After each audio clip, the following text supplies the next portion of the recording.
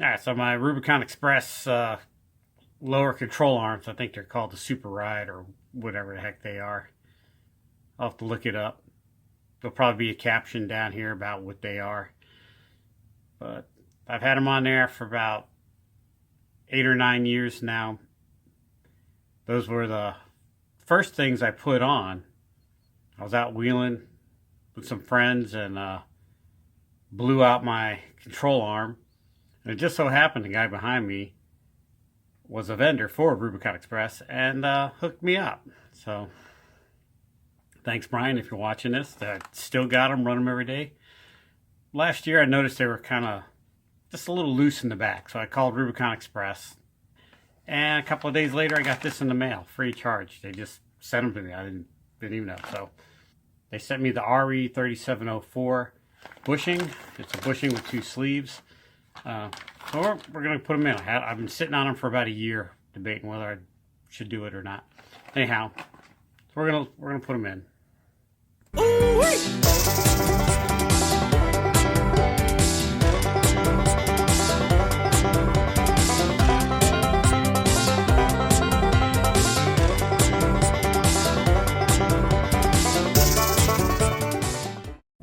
So everybody tells me there's something wrong with my control arms because they're always crooked, but it's on a Johnny joint, and you can put a pry bar in there and straighten them out like so, and they're good. So it's Johnny joint in front, but it's this rubber bushing in the back I'm gonna replace. And I guess it's got a grease fitting on it, so it feels kind of gushy, but I don't know if that's grease or not. So I'm just going to take them off and replace them. They've been on there quite a few years. Forgot to press record again, so you didn't see the awesome video of me removing a bolt. All those years of riding up and down wore the threads off the inside of this bolt. Anyhow, to the front. Some reason my front bolt is different size.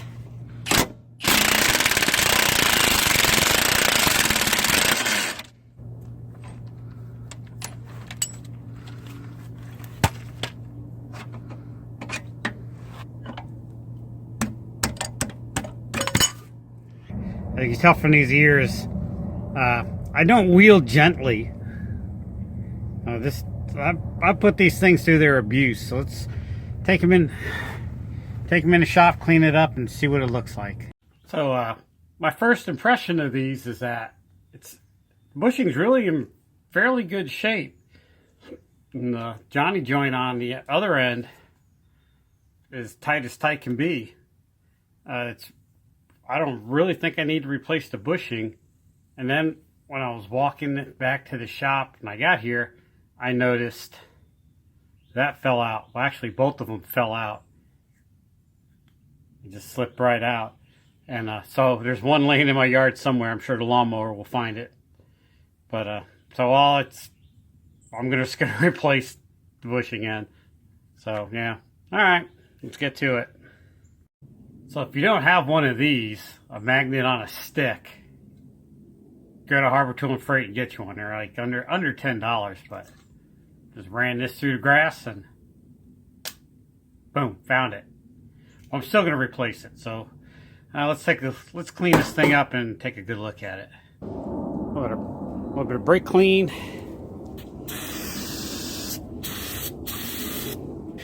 And a whole lot of rag. Alright, so I got it cleaned up. It's looking pretty damn good. This Johnny joint is really, really good shape. This bushing here, I really believe is in good shape, but I'm just going to press it out. I found the best way to clean this thing up was a little bit of brake clean, a rag, and a toothbrush. Now, don't go and grab your spouse's significant other or domestic partner, I don't judge, toothbrush out of the bathroom. That'll get you in hot water fast. Easiest way to get a toothbrush is go to your neighbor's house, ask to use the bathroom, and in there you'll find a couple of them. Just free for the taking. Let's see how we can get this thing out. Alright, so here's what I come up with. Got a big piece of pipe. This was from my leaf spring bushing removal days before my YouTube days. Actually, that's the ball joint. This was my ball joint kit. Put this here like that. 36mm socket. Very hard to do, huh? I don't know if it's gonna. Oh, you were so close.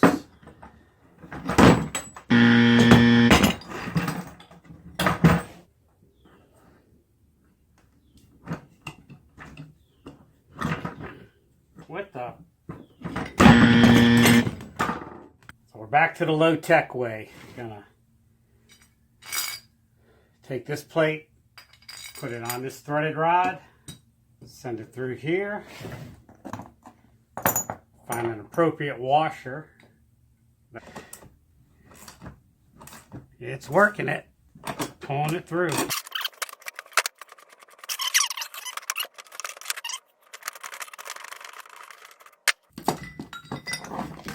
You see the bushings.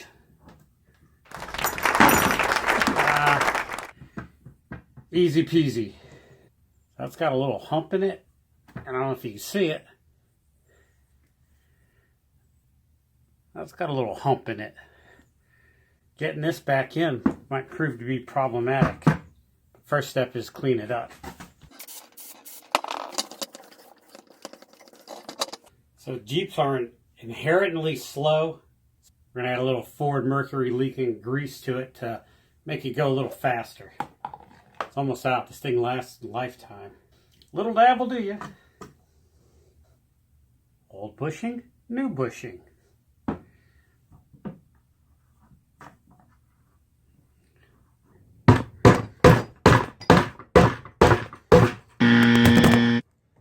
Tappa-tappa's not getting it. We're going to do this in reverse.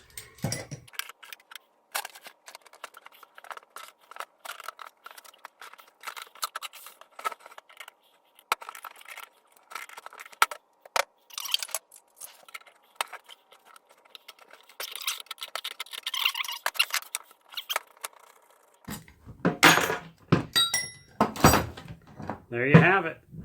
I'm going to make this thing really fast, so I'm going to add a little bit more Ford Mercury grease to it on the inside. There you can see I'm just wiping my big greasy finger on the inside. I'm just going to pop that in. Oh yeah, that slid in there.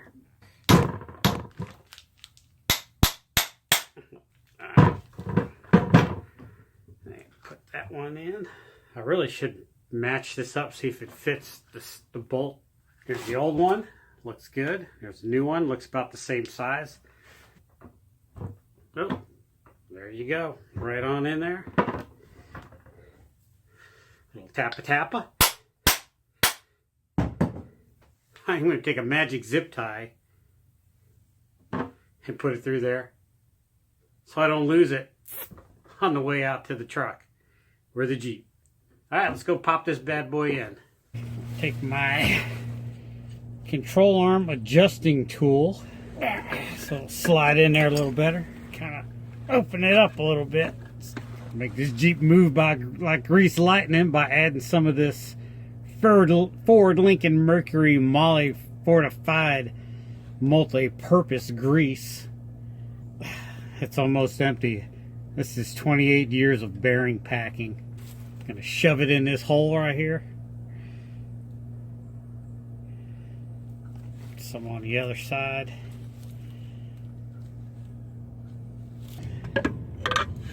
Ta-da! Success. So we're gonna leave that loose for now. Pretty much the same thing. Pack a little bit of grease in there.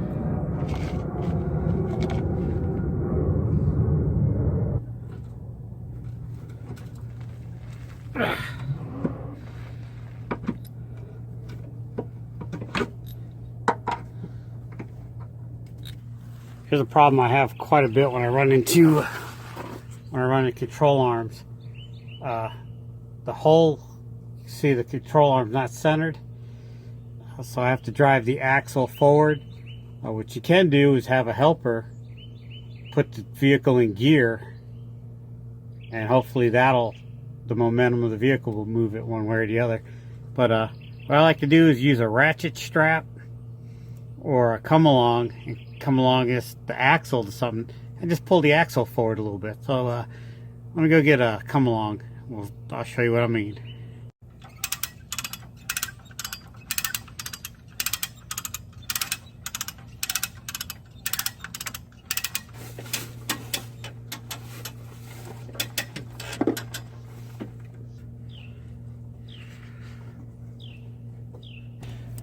Make sure that big 1 7/8 nut is tight.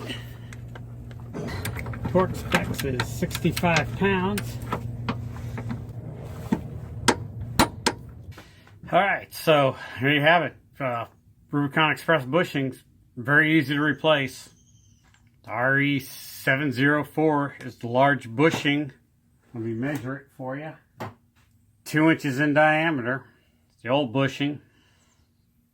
Still in good shape. So I got the bushing in that one. It's staying in there. I do this. All right, you got some time to kill. Check out my podcast, 10-Minute Off-Road Podcast. It's a podcast for the off-roader with the short attention span. I'll put a card to it right up in here. You got some time to kill. Check out this video. This is a good one. And if you really like that one, you like this one. Hit subscribe if you want me to bother you at 4 in the morning when all this content is dropped. You got something to say, leave a comment down below. Love to interact. I am getting a lot of comments lately, and I love it. And I try to respond to everybody. Yeah, I'll leave it at that. I try to try. But I do read every comment, and I appreciate it. Even the horrible ones that complain about being goats. All right, till next time. Thanks for watching.